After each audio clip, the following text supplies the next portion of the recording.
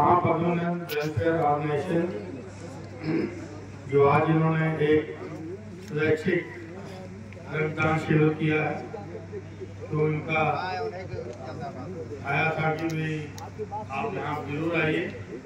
तो मैं इनके आदेश को ठुकरा नहीं पाया और आपके बीच में आया हूँ, क्योंकि ये बड़ा ही यूनिक काम है कि रक्तदान जो होता है कितने लोगों की जिंदगी बचा सकता है। तो इन्होंने काम किया और तमाम ऑर्गेनाइजेशन जो इनके साथ इस में शामिल हैं, मैं उनको अभी आभार व्यक्त करता हूँ कि आप हमारे क्षेत्र में आए।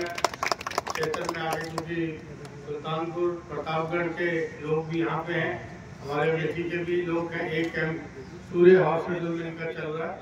तो ये मैं इनका जीवन जो पन है उसको देख के मैं धन्य हो गया कि ऐसे लोग भी हमारे बीच में हैं जो बिन निस्वार्थ के, किसी बिना लाग लगाव के जो इस तरह के कार्यक्रम करते हैं। बड़ी खुशी हुई, क्योंकि राजनीति में तो हम लोग करते रहते हैं, अपने लोगों से मिलते रहते हैं, लेकिन ऐसे संगठन जो समाज सेवा के अंदर अपना बहुत महत्वपूर्ण योगदान दे रहे हैं, उनके बीच आके मेरे को अपार खुशी भी हुई। और इसके बाद क्योंकि 2-3 चीज़ें इन्होंने मांगे भी रखी, तो मांगों के ऊपर एक तो जो पुल की बात है, इसके ऊपर हमने कुछ काम किया है। अब हमारी लेटर भी गई है, कुछ हमने काम भी किया है। शायद शीघ्र ही देखते हैं कि पूरा हमने लिखा पढ़ी इस पर किया होगा, क्योंकि हमने इलेक्शन के अंदर भी उस समय तो वादा नहीं कर सकते थे, आचार संहिता लगी होती थी, तो लेकिन दिमाग में था हमारे। तो उसके बाद फिर हम लोगों ने इस पर थोड़ा कार्रवाई करी है। बाकी चीज़ें जो हैं ये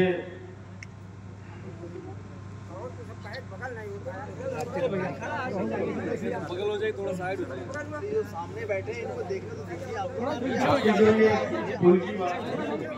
पुल की बात जो है ये विधान परिषद के इसी सत्र में इसका संज्ञान भी लिया गया है। तो दीपक जी ने मेरे को भी बताया कि इसी सत्र में इसका भी संज्ञान लिया गया है।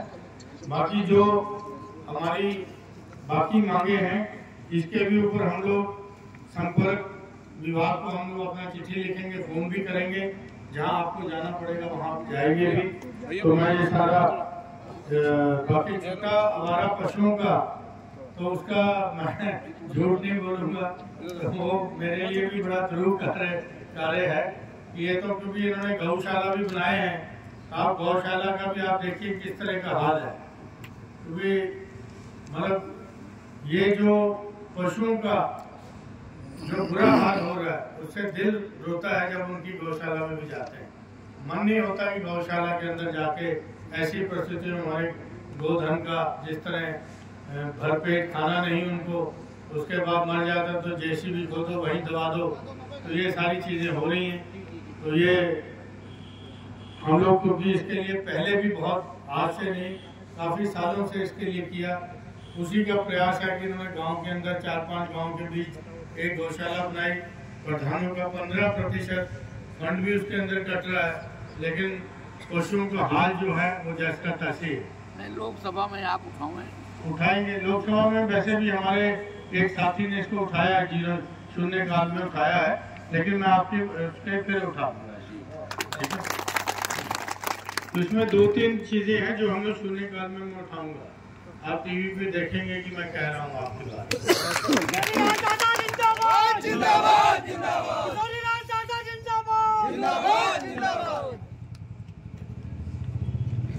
बाकी मैंने इनसे निवेदन किया, शर्मा जी से, मैं कहा ये तो चलो कार्यक्रम में आए हैं, एक बार अपने समाज के साथ आप मेरे को बिठाइए।